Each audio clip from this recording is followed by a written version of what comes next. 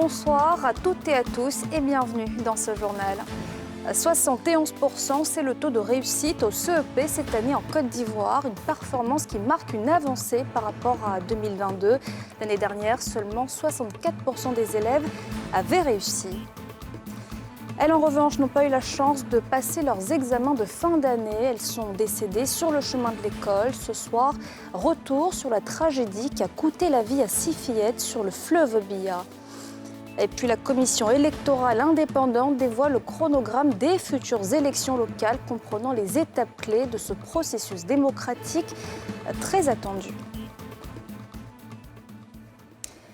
Mais avant de développer ces titres, le président de la République a reçu en audience le représentant spécial du secrétaire général des Nations Unies pour l'Afrique de l'Ouest et le Sahel. Les deux hommes ont échangé sur la situation sociopolitique dans la sous-région. On en sait plus avec Pierre Dipomella dans cet élément.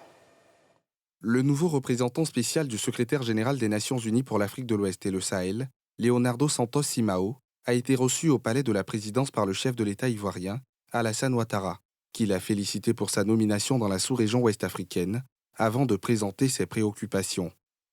Des préoccupations qui se résument à la pacification et au retour à l'ordre constitutionnel dans les pays en transition, tous les trois, limitrophes à la Côte d'Ivoire. Monsieur le représentant spécial, la Côte d'Ivoire a comme voisin, comme vous le savez, le Burkina, le Mali et la Guinée, qui sont tous les trois des pays en transition. Les pays où il y a eu des coups d'État, bien sûr, nous sommes préoccupés par cette situation. J'ai indiqué au président de transition que nous souhaitons des élections dans les délais qui ont été arrêtés par la CEDEAO. Tout en remerciant le président Ouattara pour son soutien à sa candidature, Leonardo Santos Simao a indiqué que sa mission est d'accompagner justement les efforts de la CEDEAO dans le règlement des crises sécuritaires et politiques. Je suis là pour aider et soutenir les efforts que la région fait de développer la région, de travailler pour que la région soit une région de paix, de stabilité et pour le développement. J'ai salué aussi les bons résultats qui sont en train d'être obtenus. Il y a le cas du Nigeria qui a fait des élections paisibles. Installé à Dakar, le représentant spécial du secrétaire général des Nations Unies va coordonner, au-delà de l'Afrique de l'Ouest, la zone sahélienne.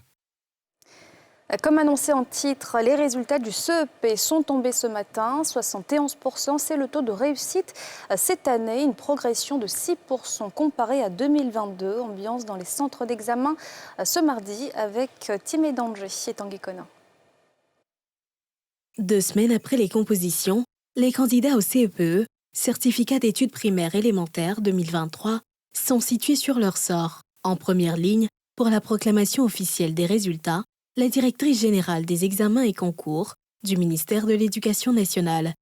Cette session, dira-t-elle, connaît une hausse du taux de réussite de 6,52 points comparativement à 2021 et 2022. Au terme des délibérations, 454 886 ont été déclarés admis. Le taux national d'admission au CEP pour la session 2023 est donc de 71,28% contre 64,76% en 2022 et 52,51% en 2021. Cap maintenant sur des centres d'examen dont l'école primaire publique de Cocody-Adjien. Malgré la pluie, des parents sont aux côtés des candidats. Les premiers admis jubilent. J'ai eu mon CEP. Je suis heureuse! Parmi les admis, des candidats inscrits au programme d'alphabétisation. Cette année, nous avons présenté 9 candidats et parmi les 9, il y a 2 qui ont démissionné, c'est-à-dire qui n'ont pas composé. Maintenant, sur les 7 restants, il y a eu 5 admis et 2 refusés. Parmi eux, cette quarantenaire, ex-analphabète, et cette jeune déscolarisée. Toutes jubilent. Avec la souffrance, il pleut, on est dedans. Il fait chaud, on est dedans. Avec les travaux de la maison, tu es fatigué, tu viens quand même. Affaire de papier, il n'y a pas l'âge. Si tu es courageux seulement là, ça va marcher. Il y a eu 109 points. Je suis restée au CE1 puis à l'école. Donc c'était difficile pour moi de répondre. Malgré ça, je priais toujours pour donner le sourire à mes parents. Et aujourd'hui aussi, Dieu a fait. Pour cette session, pour rappel, ce sont 638 171 candidats qui ont composé dans 23 841 salles ouvertes sur le territoire national. De ce nombre, 454 886 ont été déclarés admis. Ces résultats vont être suivis dans 2 semaines de ceux des candidats au BEPC, brevet d'études de premier cycle, dont les compositions se sont achevées le vendredi 16 juin dernier. Ont démarré ce mardi les épreuves écrites de la formation professionnelle. Ils sont plus de 28 000 et majoritairement des femmes à passer ces examens à l'EMPT. Pour le coup d'envoi ce matin, le ministre de tutelle a invité les élèves à donner le meilleur d'eux-mêmes. Leur reportage d'Issa Koné et Zécré Joseph. 4e et dernière phase des examens de la formation professionnelle. Le top départ est donné à l'EMPT, École militaire préparatoire technique. Ce sont 28 511 candidats répartis dans différentes filières, le CAP, le BEP, le BT et le BP. Occasion que le ministre a saisie pour encourager les candidats. Ce que nous demandons aux jeunes, c'est la concentration, c'est vraiment l'espoir. Mais aussi, je demande aux formateurs de passer leur passion à tous ces jeunes, faire en sorte que le niveau s'élève et que progressivement la formation professionnelle revienne au premier plan. Ce premier jour démarre avec l'épreuve française. Bon, je me sens bien dans ma peau. Genre comme c'est une épreuve, donc je suis confiant d'avoir l'examen. Au début, j'étais stressée parce que je ne savais pas ce que j'allais affronter. Mais après avoir compris le test et tout, je vois que c'est facile. J'essaie de m'adapter à ça. C'est que je pourrais avoir mon examen, peu importe, même si à un certain moment, je peux réfléchir, retomber, mais je sais qu'à la fin, je pourrai avoir mon examen. Ces examens ont débuté depuis le lundi 15 mai avec l'épreuve physique et sportive. Quant aux épreuves écrites marquant la dernière étape, elles s'achèveront vendredi prochain. Les résultats définitifs seront connus le jeudi 13 juillet 2023. Et c'est un drame qui a bouleversé la nation. 7 jeunes filles sont décédées par noyade alors qu'elles se rendaient à l'école pour leurs examens finaux. Que s'est-il passé sur le fleuve Biya jeudi dernier, 5 jours après le drame? Nous étions sur les lieux de la tragédie afin de tenter de comprendre les circonstances de l'accident. À Ebokofi, Timé Danger et Tanguy Konan. Axe à Boisseau à Yamé. À quelques pas du barrage hydroélectrique à Yamé 2, cette piste serpentée, bordée de champs d'EVA et de palmiers à huile, elle mène à Ebokofi, un campement qui pleure 7 de ses écolières coraniques, passées de vie à trépas dans le chavirement de la pirogue, qui ralliait leur centre de composition d'examen islamique de fin d'année de l'autre côté du fleuve Biya. Sur les lieux, un silence pesant, une douleur difficilement contenue, se lit dans les regards défaits et contrits. Mères, enfants rescapés au nombre de 3 ou encore jeunes manœuvres, tous sont au bord des larmes. Seule incantation et supplication empêchent les larmes de mouiller les joues désolées et perler les corps endoloris.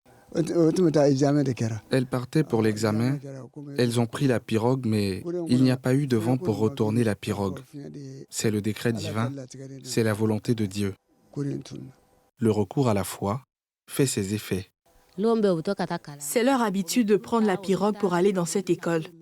Elles vont et reviennent sans rien. Mais ce jour-là, pour la première fois, la pirogue s'est renversée et elles sont restées dans l'eau. Pour ces rescapés encore tétanisés, la douleur enfle les cœurs et hante les esprits. Difficile alors de trouver aisément les mots. Mes petits sœurs, elles partaient faire examen. Ils sont restés dans l'eau. Ça me fait mal. Je suis triste. Je me sens seule.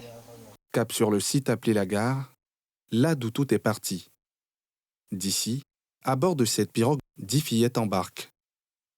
Moins de 20 mètres de position sur la Biya, la pirogue chavire. À chaque classement, ils s'en va derrière l'eau pour aller, comme il y a école coranique là-bas, ils s'en vont faire examen. Donc c'est là-bas, ils s'en vont se ressembler pour faire examen. Voilà, donc ils ont pris pirogue et partant, donc ils ont monté et ils sont arrivés au milieu de l'ESI. Ils ont monté d'un bois. Il y avait un bois au milieu de l'eau. Donc, comme l'eau a monté, c'est pour ça qu'ils n'ont pas vu.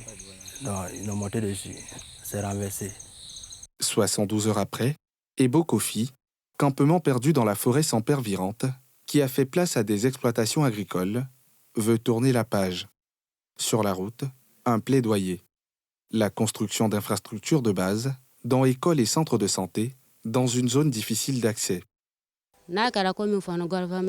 Si le gouvernement peut nous aider à avoir une école pour ne plus avoir à traverser le fleuve, ça nous fera plaisir. Aujourd'hui, nous sommes déprimés. Nous n'avons pas d'école alors que nous avons beaucoup d'enfants. Vraiment, on n'est pas à l'école ici. Tu as vu que ça court ça, les gens courent partir jusqu'à derrière l'eau. C'est ça, c'est l'accident est venu. Donc si on est privilégié pour vous pardonner, on a gagné l'école ici. Quand Carrefour, si on a trouvé l'école, là tous les enfants, ils vont ici. Là c'est bien. Même à l'hôpital autour ça là. Si accouchement arrivé même pour les femmes, on fatigue jusqu'à la Boisseau. Bon, la route là c'est pas bien, c'est pas bon. Un jour, même si tu as loué, voiture ne vient pas. Tu as vu qu'on souffre ici. En attendant, sur les lieux et ailleurs, une question taraude bien d'esprit. Comment des filles à l'âge compris entre 5 et 12 ans ont-elles pu embarquer et se projeter sur le fleuve sans aucun accompagnateur? L'enquête en cours, qui a vu l'interpellation du conducteur, lequel fait de cette activité son gagne-pain, se labore avec les infortunées fillettes qui reposent désormais dans cette forêt du campement, nous dira. Dans le reste de l'actualité, la CEI a rencontré ce matin les parties prenantes des futures élections locales. Il s'agissait pour la CEI de présenter les dispositions réglementaires à suivre par les candidats qui devront déposer leur dossier dès le 2 juillet prochain. Le point de Thiemé Danger et Tanguy Conin. À partir du 1er juillet prochain, toute personne apte qui désire solliciter les suffrages des électeurs au titre des élections locales de septembre 2023 pourra déposer sa candidature à la CEI, Commission électorale indépendante. Avant le président de l'institution électorale du pays est face à des parties prenantes clés, notamment les représentants des partis politiques et des potentiels candidats. Occasion de décliner les dispositions réglementaires dont le non-respect invalide la candidature. Sur la liste, le quota de 30% de femmes. Il faut procéder à une alternance, c'est-à-dire si c'est une liste de 25 personnes, l'ordre doit être respecté. 1, 2, 3, jusqu'à 25. L'alternance va consister à alterner, à faire suivre l'un après l'autre ou l'une après l'autre candidature du sexe contraire. La première candidature peut être une femme, la deuxième candidature doit être un homme. Ça, c'est le principe. Vous pouvez aller jusqu'à 2 candidatures du même sexe, mais la troisième candidature doit être obligatoirement du sexe contraire. Autre point, le découpage administratif fixé par décret et la répartition du nombre des conseillers dans les différents départements. Interpellé par ses hôtes du jour sur les points d'achoppement en lien avec la liste électorale, Ibrahim Kuibiar Koulibaly annonce un séminaire tripartite pour lever tout équivoque. Si vous considérez que ce que nous faisons ne vous satisfait pas, venez vers nous. On va vous dire que votre insatisfaction réside dans la loi. Ce n'est pas nous. Aidez-nous à organiser les élections. Pour vous, pour la Côte d'Ivoire. Si vous vous êtes accordé sur des irrégularités à un moment donné et que vous voulez changer de paradigme, vous informez la commission.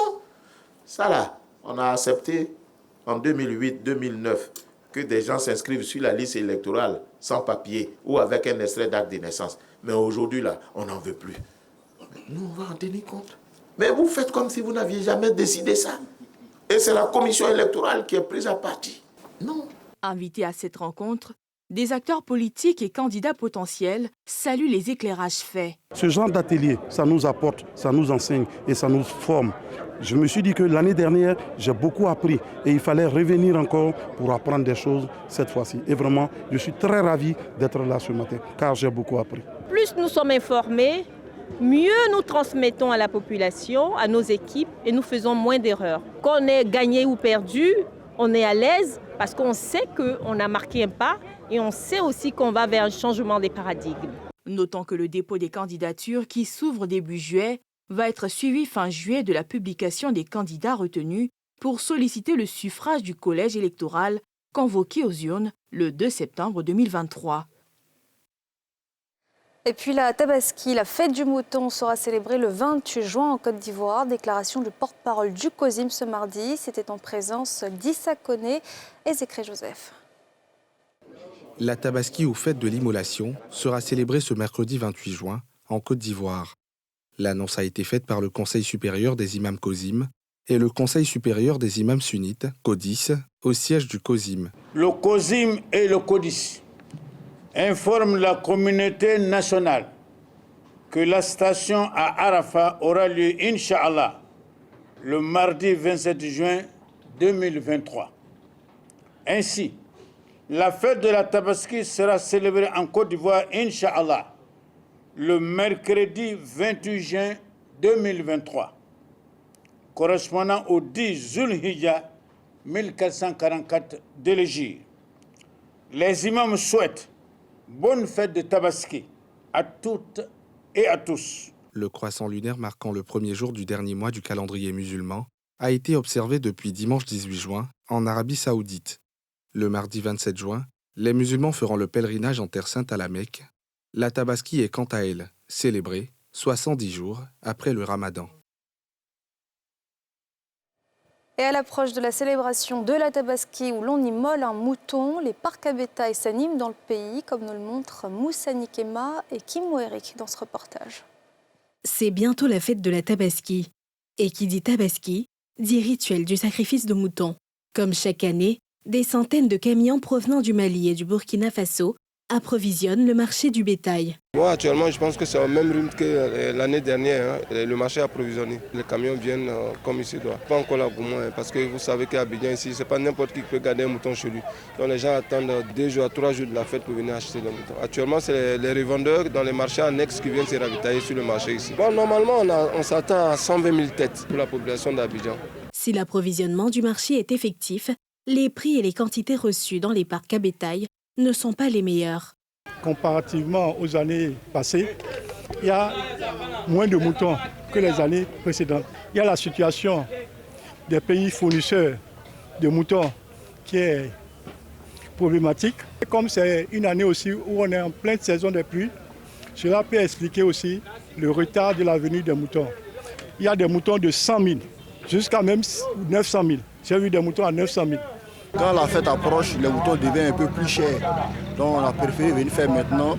Bon, jusque-là, on a constaté que l'année passée était encore mieux que cette année, puisque l'année passée, il y a plus de moutons. En tout cas, cette année, les moutons sont un peu chers. Celui-là, je l'ai acheté à 170 000. Mais par contre, l'année passée, 150, 140, je pouvais l'avoir. Et il y a ceux pour qui la Tabaski se prépare bien avant. C'est le cas de ces promoteurs qui proposent des services innovants. D'abord, nous lançons le projet bien avant la date de la Tabaski. Le but, c'est de permettre aux souscripteurs de verser des montants à leur guise, de façon mensuelle, hebdomadaire, ça dépend du client, de sorte à ce que quand la période de la Tabaski arrive, il n'ait plus à porter sur lui le poids du coût de la bête en fait. Quand le client vient qu'il choisit sa bête, nous gardons le mouton. Les soins vétérinaires sont à notre charge. L'aliment pour les bêtes sont à la charge et nous offrons la livraison. Une solution appréciée par ses souscripteurs. Il faut préparer la fête de Tabaski. Et pour mieux la préparer, si vous achetez le mouton plus tôt, c'est moins coûteux. Quand vous attendez le jour J ou bien même la veille, il y a beaucoup d'embouteillages. Cette année, oui, les moutons sont plus chers. Les moutons sont plus chers, et raison pour laquelle moi je dis il faut acheter plus tôt. Et puis, il faut payer progressivement. Appelée l'Aïd el-Kébir ou fête du sacrifice, la Tabaski est la plus grande célébration musulmane. Elle se caractérise par l'immolation d'un bélier ou autre bête, à l'image du sacrifice du prophète Ibrahim. Cette année, la Tabaski aura lieu le mercredi 28 juin 2023. Et voilà, c'est la fin de ce journal. Merci de l'avoir suivi. On se retrouve demain, même heure. Bonne suite au programme sur la nouvelle chaîne ivoirienne.